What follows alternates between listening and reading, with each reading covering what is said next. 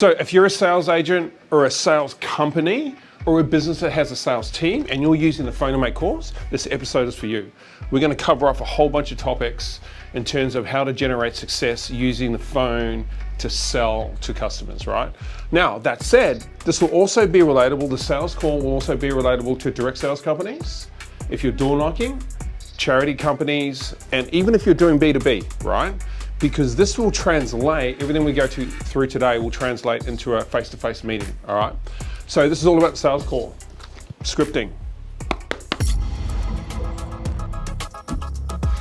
This is my B2B script, which I updated yesterday, and we have a B2C script. So we have a consumer script and a commercial script. They're different entry points into the deal, right? So this script here, I think we've innovated about 15 times. The consumer script that I wrote over 7 years has been iterated to about 143, version 143. There's a lot in it, right? Even though there's simplicity to it, it creates the framework for the call. By the way, if you want to buy that, here's a question for you. If that could generate millions of dollars worth of sales for you and your sales team, or you individually, how much would you pay for it? Like if I gave you that script and you could generate $3 million worth of revenue, if you could get the right quality leads, would you pay me $10,000 for that script? You should think about that. That seems like a pretty good deal. You give me 10K, you get $3 million in sales or $1 million in sales, whatever it may be. You should think about that because I think I'm going to sell that and give that, or even give that to people. I'm still deciding. I don't know whether I should do it. Maybe you should let me know. Okay, so I'm gonna get into it, the sales call. We're gonna start with framework. The sales call will only work if you operate in alignment with framework, right? Foundational framework that you've practiced, you've executed against, you know it works, it's proven and it's tested, right? I've proven and tested this framework for 10 years and I've refined it over those 10 years as well. And I can guarantee you 100% that it works, right? No matter what product you're selling. So I'm gonna run through it. Introduction.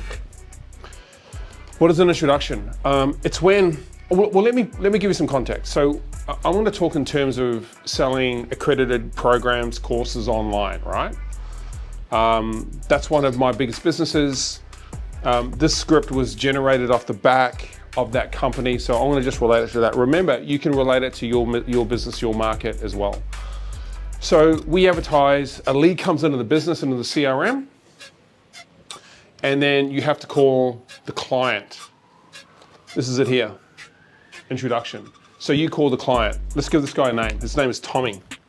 So I'm gonna use the avatar of Tommy. We've advertised a course. It's a business diploma, right? An accredited diploma in business.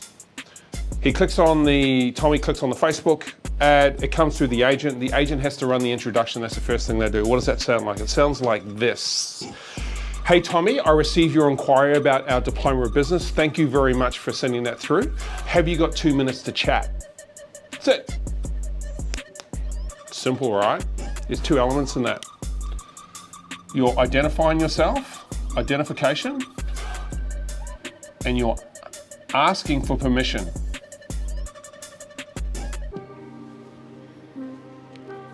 Right? Hey Tommy, Lawrence here. You sent me an inquiry, identification, about our diploma in business. I'm calling you to follow up on that. Do you have 2 minutes to chat? Permission. Tommy goes, yeah, sure I do. Great. And then you move to the next stage. If Tommy says, no, I don't, what do? You say this, mate, no harm, no foul, I understand.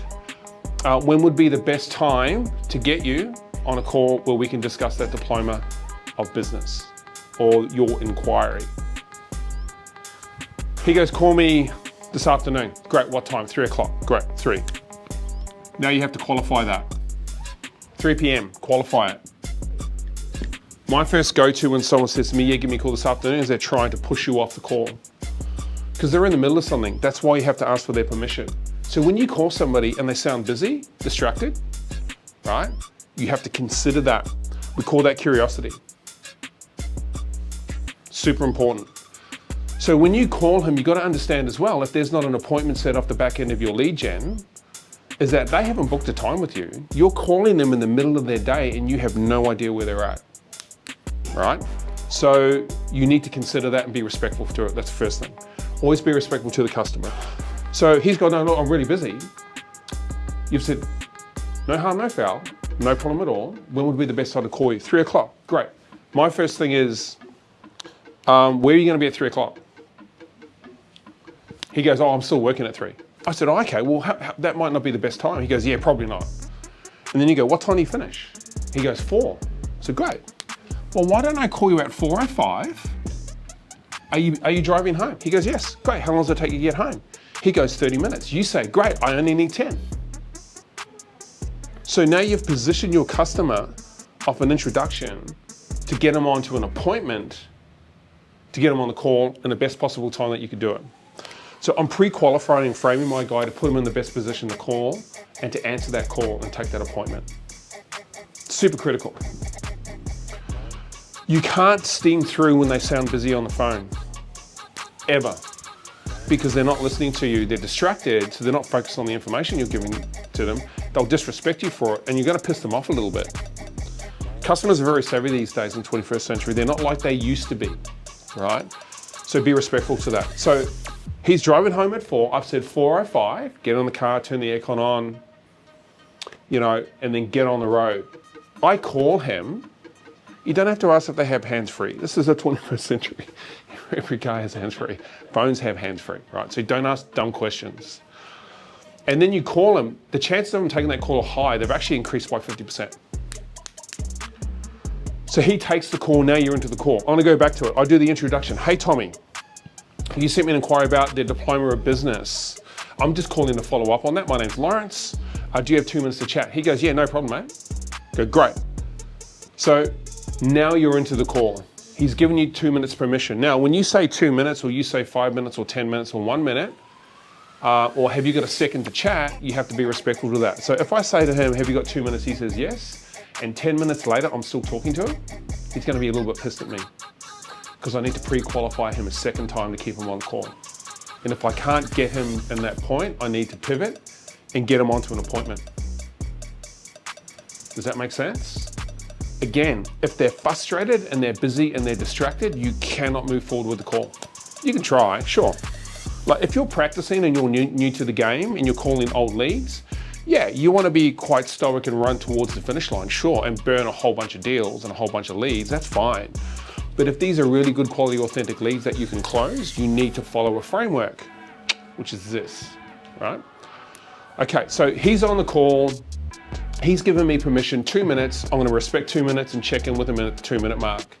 We may have such a good conversation where he starts asking me questions, and if he's leading the call, I don't have to qualify the 2 minutes.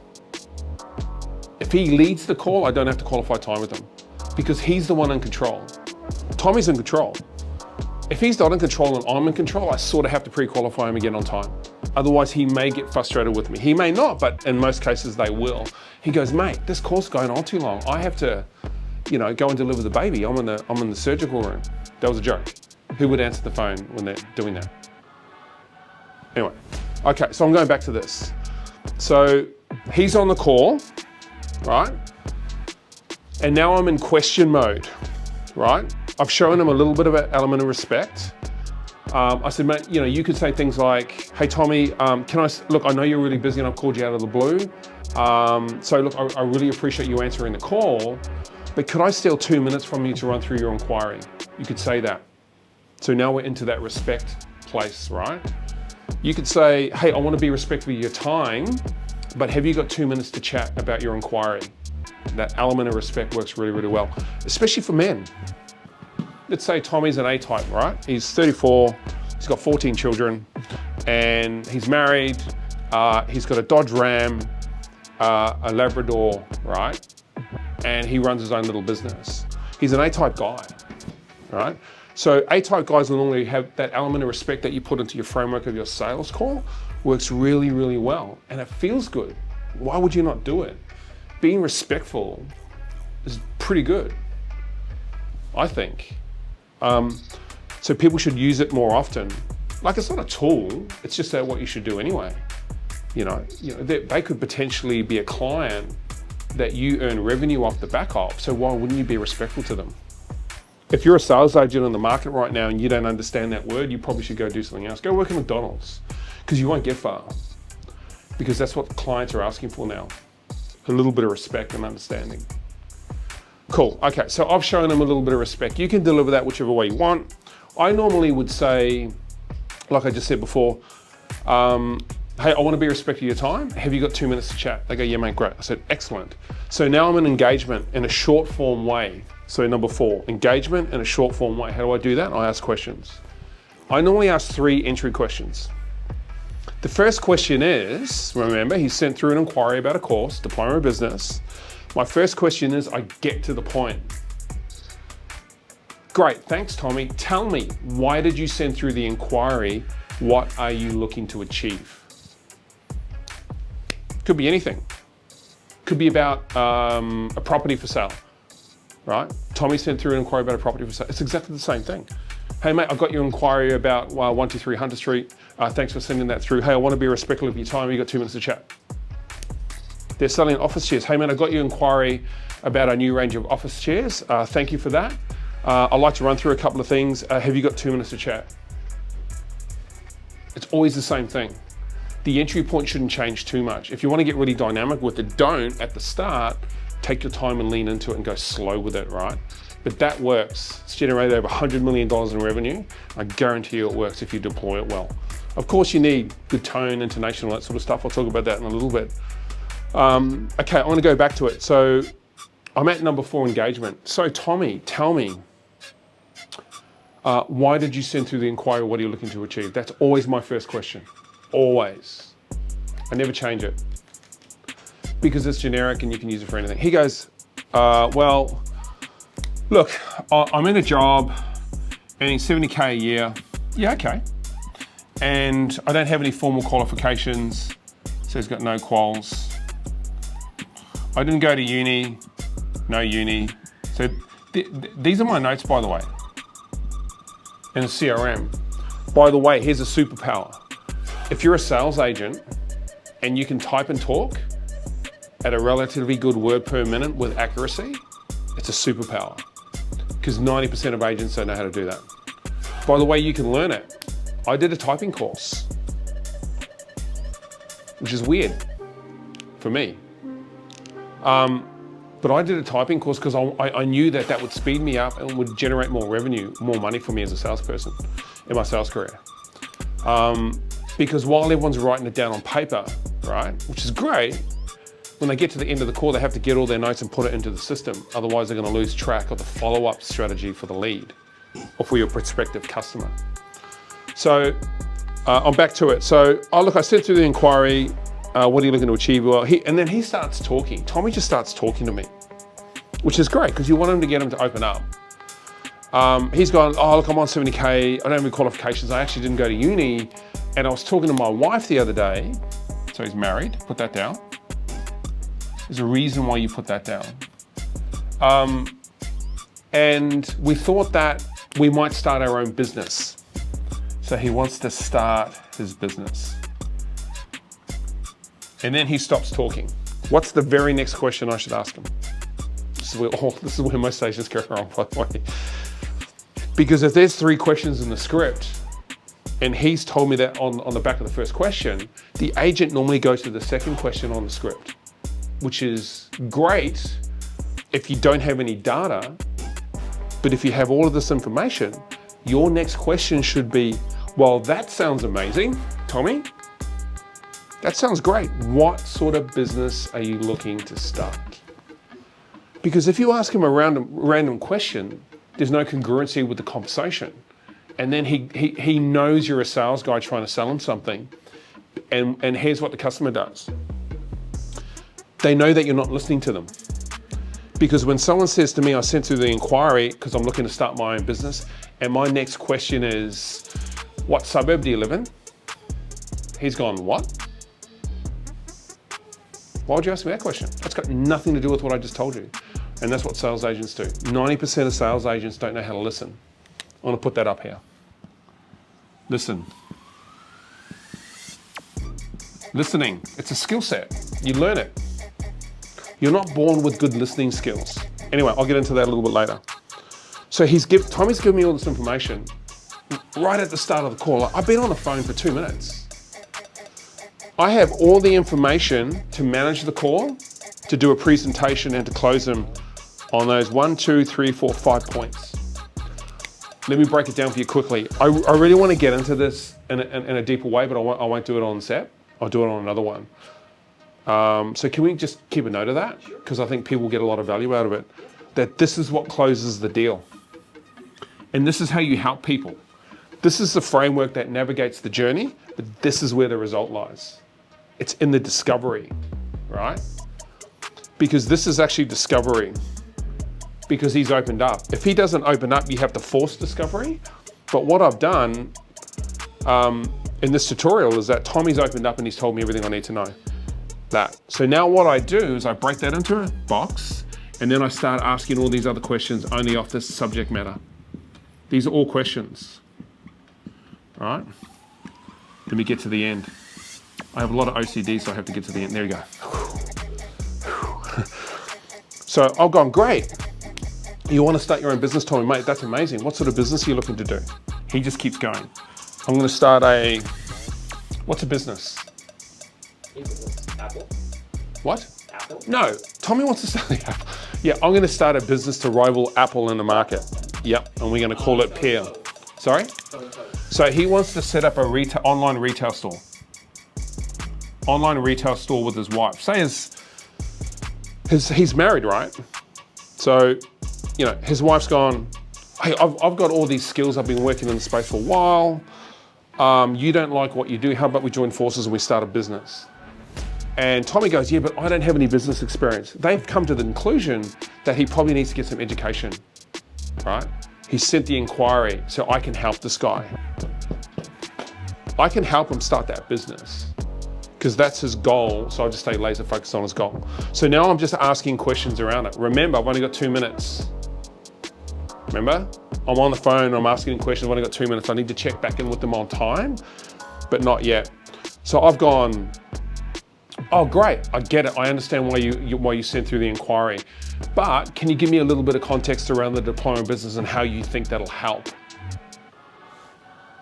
See what I've done? I've got him to correlate his result with the product he inquired about. All right. Now there's a whole bunch of questions I can ask. Great, how long have you been thinking about that for? Oh, I've been thinking about it for 6 months. If he's been thinking about it for 6 months in terms of the funnel, right? Top, middle, bottom, he's probably here. Right, so for me to get him to where I need to get him to help him, he's not too far away. He's definitely not at the top because he's told me that. I've been thinking about it for 6 months. So in 6 months, he's probably done a whole bunch of research. I already know that. I don't need to ask him, mate, have you done any research about the program? Of course he has. If he said, how long have you been thinking about this? Oh, look, we only spoke about it last week. He's got zero information. Don't miss that. If he's been thinking about it for 6 months, him and his wife, he's been online, he's been reading articles, he's spoken to other people about it, he's done some research, and he's definitely got costs. So when you go to move them to the close, this tells you how to do it. But you need curiosity and listening skills to be able to pick up on that, because most agents will not do that. They'll have a conversation with him and talk at him, talk over him, not listen to him. And then Tommy's like, dude, you can't help me. And then he sort of plays along a little bit and he says, hey, look, I've really got to go. And then the agent goes, oh, can I call you tomorrow and follow up with you? Yeah, sure, do that. It's 2 o'clock, right? Oh, that's great, call me at 2. Guess what happens? Just went through your head, right? Just as I said that. He doesn't answer. And then the agent chases him for 3 months. Waste of time. So if you get someone who's at that stage of the funnel, your investment in time on the call should increase.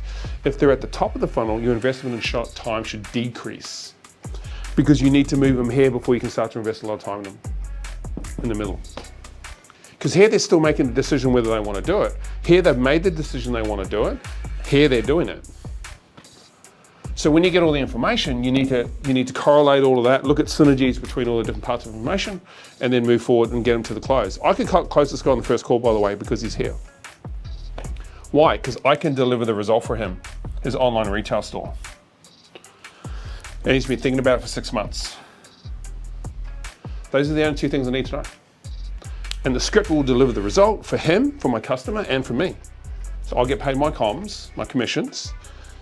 He'll get into the program and he'll start to learn stuff. P&Ls, balance sheets, markets, marketing, sales. He needs to learn all that.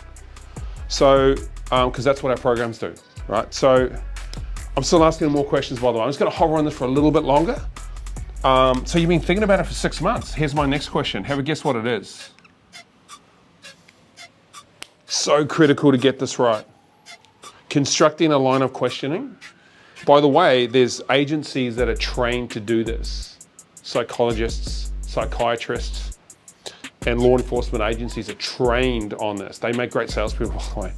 Go and hire 10 FBI agents. Half of them might be getting fired, so hey, you might get them.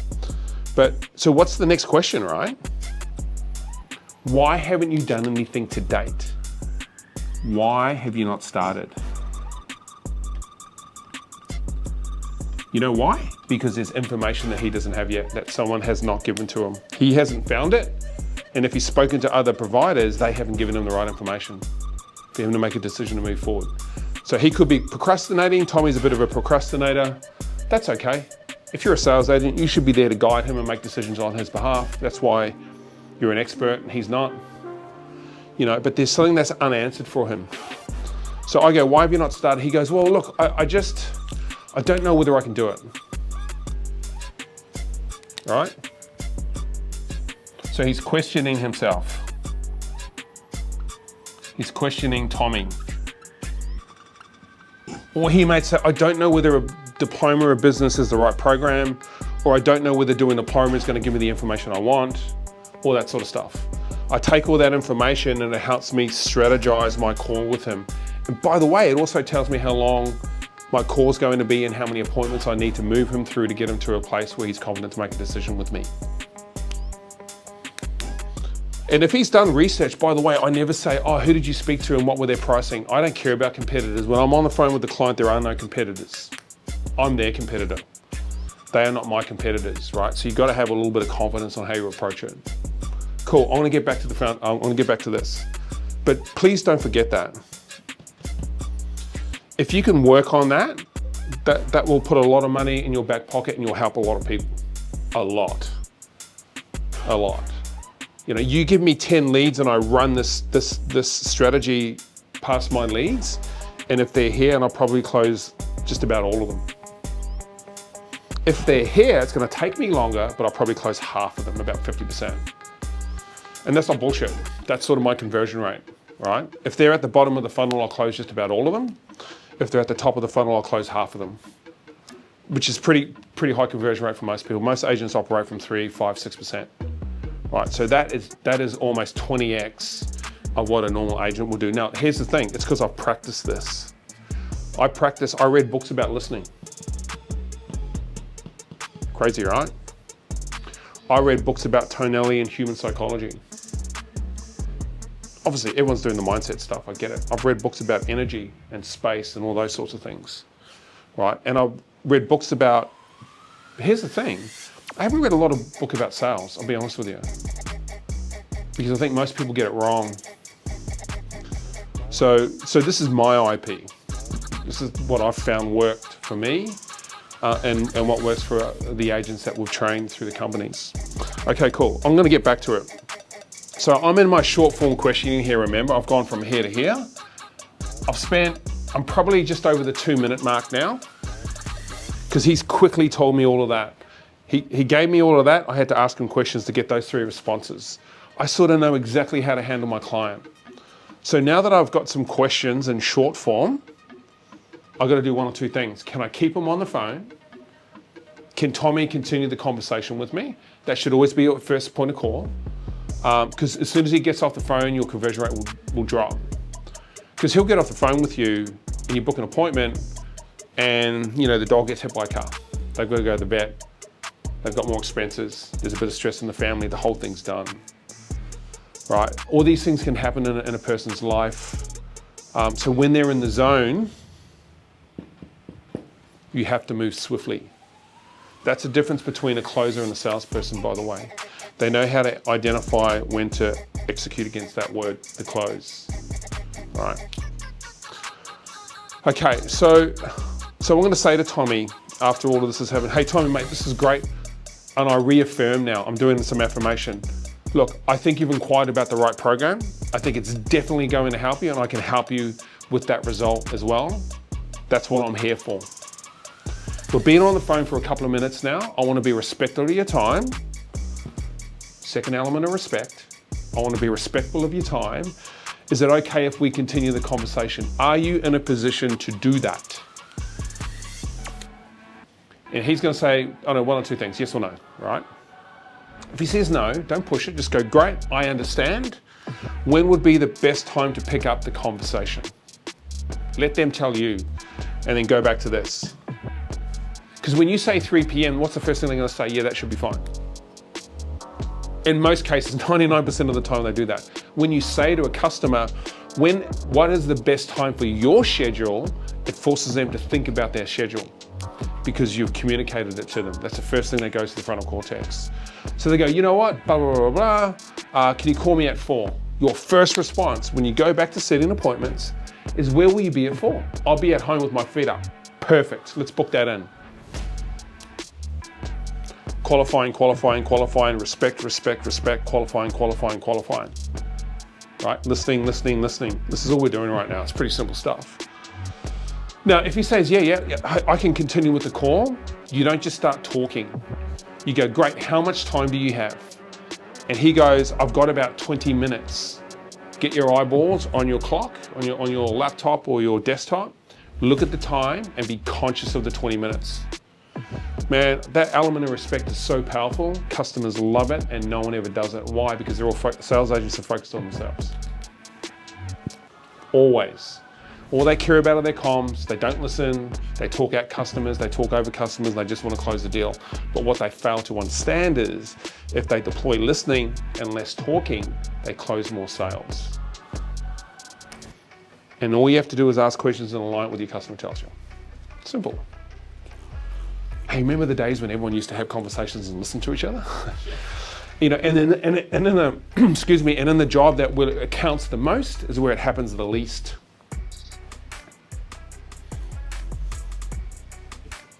It's crazy, man. It's crazy. All right, so he's gone. Oh, I want to say one thing about booking appointments, by the way. If Tommy says to me, I've said to him, hey, what's the best time in your schedule we can drop in a call to continue the conversation? He goes, look, can you call me tomorrow? And you go, great. Morning or afternoon? He goes, afternoon, great. And then you go, what time? He goes, 3. And you go, great. And then you say, where will you be at 3 o'clock? He goes, I'm going to be working. Oh, actually, I'm in a meeting. Well, maybe that's not the best time. What time do you finish? This time, great. Well, how about I call you when you get home? How about I call you into the car? How about I call you at lunch? How about I call you at morning tea? How about I call you on Saturday if it's a Friday? You know what I mean? You just got to really book, you got to sort that out and you got to qualify the appointment. Because if you don't qualify the appointment and you've got him on a busy morning, he's never going to take that call. And it doesn't mean he doesn't want to. It's just that you're an idiot because you booked it at a time that you didn't pre-qualify. That's on you. Will a customer lie to you? Yes. When will they do it? All the time. And it's not because they want to, it's because you've called them in the middle of their day without any notice. They're not conscious of you yet. They have no idea who you are. You're just some dickhead on the other end of the phone. You haven't built enough relationship with your customer for him to have, you know, I always think, man, when the best time you get a client is when they put your number in their phone. Like that should be your goal as a sales agent. I want all of my clients to get my number in their phone. What I used to do is send them my contact card. You know, agents just don't think anymore. Because they're too busy doing the least amount of work trying to get the best and the biggest outcome, right? Earn the most amount of money for the least amount of work. Everyone's super entitled and fucking lazy. Like, you gotta think about it, contextualize it. I'm pivoting a little bit here, but bear with me. If your goal is to service your customer and you're the only competition and you're in competition with yourself, why don't you send them your contact card? Mate, I'm gonna send you my details. Can you just grab that and put it in your phone so when I call you, you know who it is? As soon as that happens, everything changes. Now, and by the way, the number's about 50%. Half the time they do it, half the time they won't. But that's a pretty good number. I'm gonna get back to the appointment. If I'm moving too fast, you can slow this down and put it on 0.5, right? That was a joke. Okay, so I'm going back to the appointment. Now, when I book an appointment, I keep them on the phone. I never book the appointment after I hang the phone up. If you do that, your conversion rate drops considerably. And there's data on this, right? Like Harvard Business School put out a lot of this data. It's incredible information. But if he's on the phone and he goes, yeah, you call me tomorrow, I've got to go, and he hangs the phone up, the chances of him taking that diminishes dramatically. You've got to go, I'm going to book that in now, just give me 1 second. You've got to say that straight, give me 1 second, I'll book it in now. Keep him on the phone. When he's on the phone, you're booking it in and he can hear it. Like there's a little bit of a pause, it's a little bit uncomfortable, but you want that. Because when Tommy, the A-type personality, commits to you, they'll take that appointment. But they won't commit if you book the appointment if they weren't involved in a process.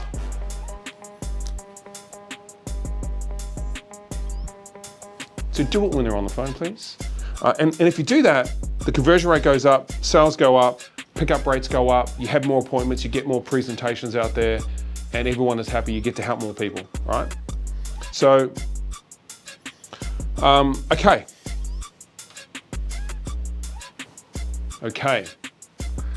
So you book the appointment in, you say, great, I've booked that appointment in, I've just sent you an email, you can do this, if you've got the opportunity. I've just sent you the invite. Mate, do you have mail on your handset? Yeah, I do. Mate, well, could you just open that to make sure you got it? Super powerful. Such a small thing, but super powerful. So when you think about sales, those little 1%ers, like the contact card in his address book, powerful. The mate, could you just check your email now to make sure you got it? Powerful. That element of respect, powerful. You know, and the problem with sales agents, and the majority of them, when they're trained, they bypass all of that important stuff and they think it's about the product and it's about them. Hey, we're the best training company in the world and we're in the top 6% and blah, blah, blah, blah, blah, and I drive a Lamborghini and all this stuff. The customer doesn't give a fuck about you. Understand that in the first instance when you call them. They don't even know who you are. Yeah, sure, they've sent an inquiry, but they've probably sent out 3 inquiries. If you want to cut through, you need to use these core tools and these elements of execution and actions that work. You've got to wrap it up with tone, intonation, mindset, energy, all that sort of stuff as well. But as an agent, you should really know that. If you're a professional sales agent and you don't understand tone, energy, conviction, mindset, intonation, well, we'll go work at McDonald's. Is that the second time I said McDonald's in this? Probably, yeah, right. Yeah. Sorry to McDonald's. They're a great organization, by the way. You know, but you should do that because that means it's not sinking in, because there's certain things that you have to be to be a high net worth individual. If you want to earn $250,000, you're in the top 3%. Even 200, you're in the top 3%. Even 150, you're in the top 3%.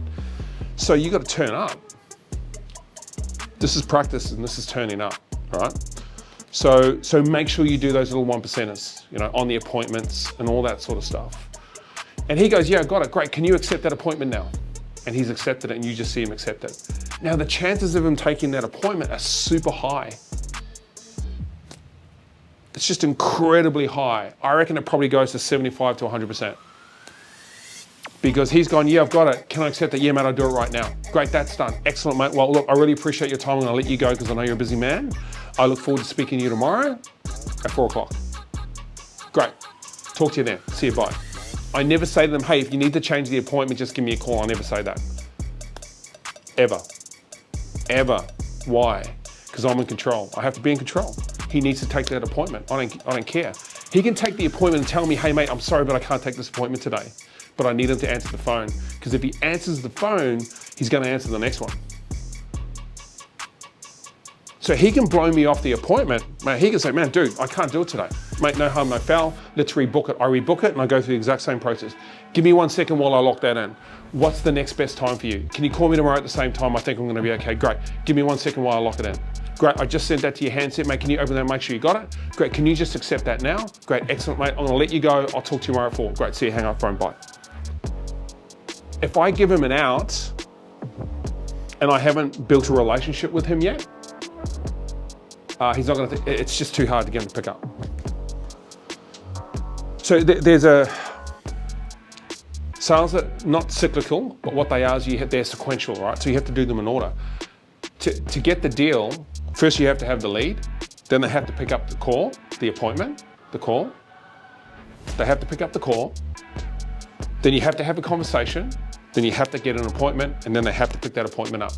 Like sequentially, that's what has to happen before you can even get close to a close. So all your work and heavy lifting is to get them here, is the bottom of the funnel. The close is the easy part. That just takes confidence and a little bit of stupidity. Like that's the easy part, right? So now I'm sort of off the call. Make sure you get your notes done, right? In my script, in all of my script, it'll say black is script and red is instructional, right? So I have instructions through my scripts, and it'll say there, update your notes immediately. Do not leave your desk, go and get a coffee, go to the bathroom, go get some water, go get a meat pie and a sausage roll. Get on TikTok, update your notes immediately. Why? Because they're fresh in your mind, and learn how to do good notes. Bullet points only, people. Don't write War and Peace. You only write this stuff down, you don't write anything else at this time. Bullet point, bullet point, bullet point, bullet point, bullet point. I just need to put married. I don't even know his wife's name. I don't need to know his wife's name. I don't know the guy. I might ask that on call 2 or 3. Or I may never ask it because I don't really need to know. But if she's part of the decision-making process, that's when I'll ask for his wife's name. Hey Tommy, what's your wife's name? Cheryl, great. And then I'll write Cheryl in there. I don't know why I said Cheryl. I don't know anyone called Cheryl, that's weird. Okay, cool, so I'm gonna get back here. So I hope that makes sense. And I can't stress enough how important that discovery component is. Like it is the epicenter of the call. Okay, cool. Right, so what I did is I sort of bypassed the agenda a little bit because Tommy opened up with me and was okay to talk. If he's okay to talk, you don't need to set an agenda. Because he's cool, man. He said to you, hey man, I'm cool. I'm good to talk to you right now. You know, I've got my feet up. I'm not really that busy. Yes, I inquired and now's a good time to talk about it. You don't need to set an agenda. You let him set the agenda for you. Now, if you need to, you can pull him back to the agenda because he's like, you know, rambling on about nonsense, you know. So you can set the agenda at that point, or you can set the agenda at the start. Now, you may want to do this. I'm sort of 50% on this. Sometimes I do it, sometimes I don't. So I'm not sort of locked and loaded. But I might say, hey, great, look, on the call today, what I'll do is I'll run through some of the information about the program. Let's talk about cost and payment options and what that looks like. And then we can talk about online delivery and how that works. And then maybe we can, and how about we start with some of your questions. How's that sound? Great, let's dive into it. Like that's like setting an agenda. Mate, so look, what I'll do on the call today, I'll present the program to you. I'll talk about all the units that are in it, what you'll learn, the results you'll sort of get from that, how we support you in that program, cost and payment options, and I can address any questions that you got. That's an agenda. If it was office chairs, look, what I'll do is I'll talk about the range of chairs we have, some of the materials and guarantees that we provide for that, and then I'll talk about some of the flexible payment options that we have. And if you're a commercial client, I can talk about commercial discounting and maybe address any questions that you got. How's that sound? Yeah, great, cool. See how easy that is? You can do it about any, it's all the same stuff. It's just the product changes.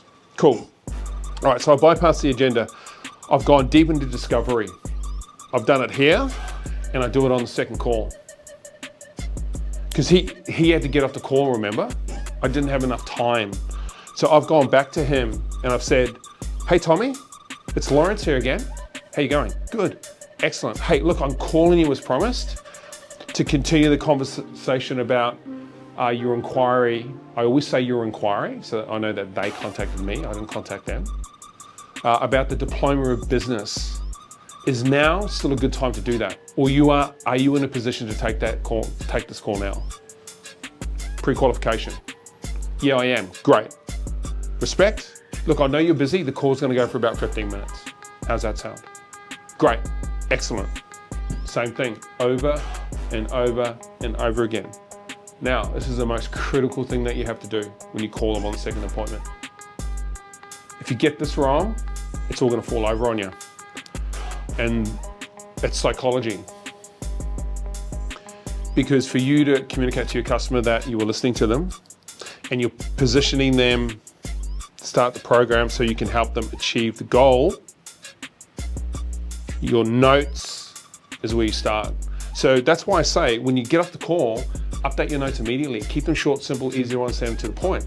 If you write War and Peace, you're going to have to spend 10 minutes reading them before you get on the phone, and then he doesn't answer, and then you've just wasted 10 minutes. Being a sales agent, you need to be time efficient and you need to smash out a lot of calls, right? Until the time where you don't. And when you learn how to build pipeline, you make less calls and people call you. This is what this is all about, right? So he answers the call. I've qualified him. I said, I want to be respectful of your time. Call's going to go for about 15 minutes. He's going, mate, sweet dude, let's do it. Okay, great. Hey, so on the last call, we spoke about this, and this. Or you say, hey, we left off talking about your worry about whether you can do the program and whether you thought it was going to help you start your online retail business. And he goes, yeah, that's exactly what we spoke about. So what I've done is I've connected him back into the conversation to carry on the discovery call. You can't just randomly start talking. By the way, all you should be doing is asking questions now and not talking at all. So how about we go over that? Great, okay. So specifically, what do you mean when you're worried it's not going to help you start your online business? And now I'm back in discovery, but I'm just doing it on one element. And he just, you know, I've never done online training before. I don't know whether I can do it. Oh, that's different. That's not about whether it can help. Now it's about whether he can get through it. So, you know, that's going to happen. Customers don't really know sometimes. You sort of have to guide them through it. That's what you're there for. That's where you earn the money. It's providing your expert advice to your customer to make an informed decision that gets them to a result. That's your job. Your job is not to make money off your customer. Your job is not to make money off the back of your customer. Your job is to serve your customer, and the byproduct of that is healthy economics. And if you can focus on that and be that person, that guy or that girl, you will be a very wealthy, high net worth individual. And if you do not, you'll be very average for your whole sales career. Because that's truly what I believe. And I think that is what the market dictates, right? So I really care about his concerns, right? I'm being curious about it, using the right tone. I'm listening to him a lot. And I'm reaffirming with him that everything's going to be okay. So he goes, hey, I don't know whether I can do it. I said, mate, look, you can. What do you mean? I said, what? You know, look, I speak to a lot of clients who say exactly the same thing to me. And here's what I say to them, Tommy. You can definitely do this. And I know this because I've helped many clients in your position achieve the goals they want to when they've said exactly the same thing. He goes, really? Yep. That's what I do for a living. It's my job, Tommy. That's why I'm speaking to you. So again, specifically, what are you worried about? Well, I don't really know. Okay. So if I said to you, you can definitely do this. I've had people who have no online education, they're not IT savvy. They didn't finish grade 10 at high school. They have no university education, who are earning less money than you. And they graduated. So now I'm reaffirming him. So I need to position him into a place where he believes in himself. He's good to go, so I can move him towards this thing. Because this thing is the result for him, which is helping him support the online retail business and launching it with his wife, Cheryl. Now he might say, oh, look, I've got some prices and, you know, it's all too expensive. I said, okay. So you think it's out of your budget? Great. So what can you afford right now? What did you think it would be? See, notice I'm not asking about what prices he's got because I'm not interested. He goes, well, I thought it was going to be about $3,000, but everyone I've spoken to, it's $4,500. He's given me all the information I need. Now I know how to close him. Because he just said, I thought it was going to be $4,000. So his budget is what? $4,000. So through curiosity and listening, you'll get the strategy on how to close somebody based on what they tell you, not based on what the script forces you to do or what your training forces you to do. Your training should force you to be organic through curiosity and listening to close the customer based on their concerns. That always works. So I hope that makes sense. Look, there's a lot in that. That's like a 20-hour program. So when you've done your discovery, you need to do a presentation. So you need to align them to the product. By the way, if Tommy's done a lot of research, you really don't need to do that because he knows more about it than you do. Remember 6 months? How long have you been thinking about 6 months? You know that he's looked at the program. He knows the units. He knows all the syllabus, the subject matter, the program, how it works and all that sort of stuff. You just need to ask him, hey, look, I want to talk about the program. I want to talk about the product. Specifically, what would you like to know? And he'll tell you 2 or 3 things. You only deliver those 2 or 3 things.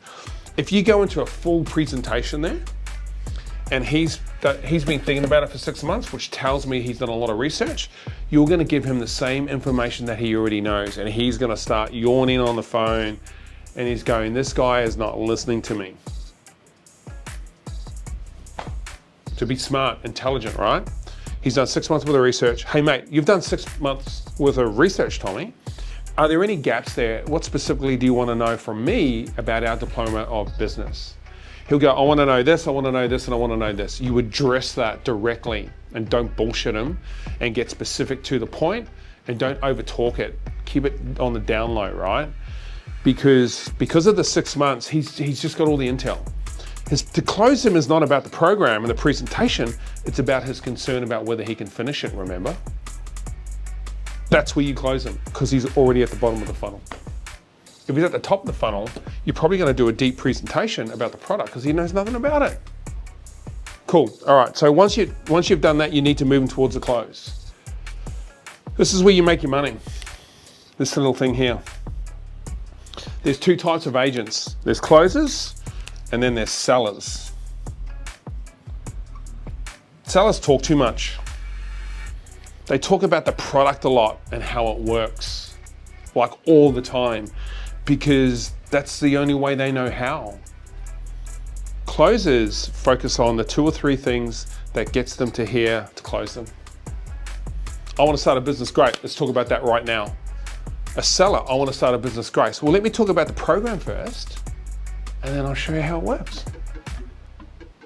That's the difference. So you need to choose where you want to sit, because there is no selling. You don't need to sell anything. What you need to do is you need to give opportunities and results to your customer based off the back of their concerns or what they want to achieve. Right? You get them there by addressing their concerns, but you close them on the result. I want to start a business, I can definitely help you with that. I want to increase my income, I can definitely help you with that. I've done it before with hundreds of clients. I want to go work in a new industry, I can definitely help you with that. I've done it before with hundreds of clients. That's it. That's how you close. There's one important thing. You have to ask for the money.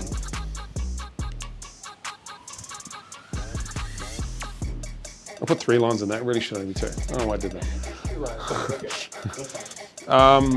You have to ask for the money. Here's a close. Say Tommy's inquired about our diploma of business, right? This is how easy it closes. People think it's so complicated, but it's super simple. My close is this. Great. Well, Tommy, since we've addressed all those concerns for you, things look really good to me. I think it's going to help you start your online business. I'm pretty sure Cheryl will be on board with it, right? And remember, you don't need any previous qualifications. University, you don't need to worry about that. You've been thinking about it for 6 months. I'd love to get you started today. What do you say?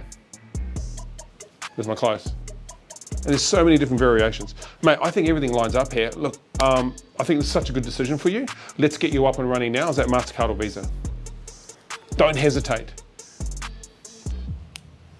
Mate, like I said, the cost of the program, look, the market average cost of the program is actually $7,000. Our price comes in at $5,000, right? So it's a $2,000 saving. I'd love to get you started today. I think this is what you need to have some confidence in starting your online retail store. I'm in a position to do that now.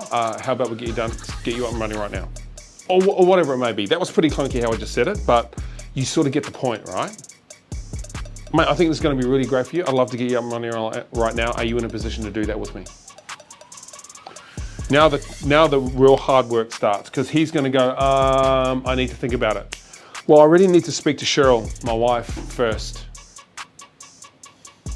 Right? I don't know whether I can afford it. There's all these sorts of things going on. So the close can go on for another 2 to 3 appointments. That's not how I do it. I just close them on that call, because I hold them accountable. I say, hang on a minute, you can't afford it. But you told me that you expected it to be $4,000. We're only $1,000 more than that, and I can save you $2,000. We've sort of made it determined that you can get it done. Look, that's what I'm here for. We're here to support you all the way. So I don't understand. What am I missing? See that? Now, that's a whole new app. I'm going to do that on the next episode, is I'm going to show you what a close looks like in about 12 different formats. And there's probably only about a dozen. There's a dozen things that a customer will say to you to not move forward, and I'm going to cover that off on the next episode. So look, I hope that helped. This is so critical to get right, and it's so critical to have it in a script that you follow sort of verbatim for the first 3 months, and then you can pivot and move around from there. But this is so critical. So I hope you got something out of it. I appreciate you watching. On the next app, what we're going to do is we're going to break the close down, dude, for everybody, and we'll cover off the dozen topics with a dozen reasons why customers won't buy your product, and we'll do that then. But thanks for joining. See you.